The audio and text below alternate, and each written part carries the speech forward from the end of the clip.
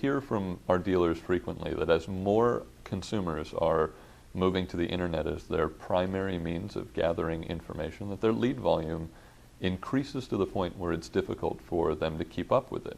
So we often have questions from our dealers, and we see within the AutoNation network as well, what do we do to make sure that we're effectively serving all the customers that we're getting, and how do we keep up with this constantly building lead volume? And there are a few things you can do. The first is staffing appropriately, which is always a challenge for dealerships.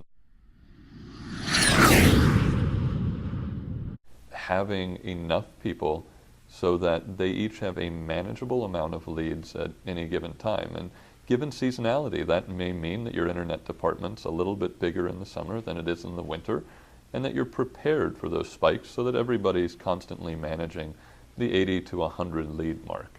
And that way they have these manageable portions of people that they can keep up with and continue to fill their funnel after the dead leads or they've closed out leads who have purchased.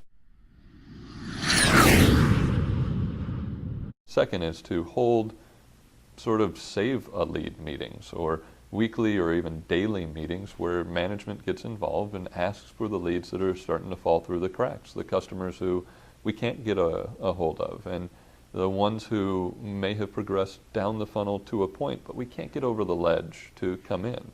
So having a manager take an opportunity to save a lead or save a deal is a great way to handle the additional lead volume or make sure they don't slip through the cracks. Finally, we have stores who actually have gone out of their way to leverage technology and to hire virtual assistants. And those virtual assistants act as an assistant for all of the salespeople. They respond to leads immediately, they have good conversations with them, they escalate when a customer raises their hand and they're ready to purchase, and those kinds of things help make sure that every lead is followed up with throughout the entire buying cycle, not just at the very beginning.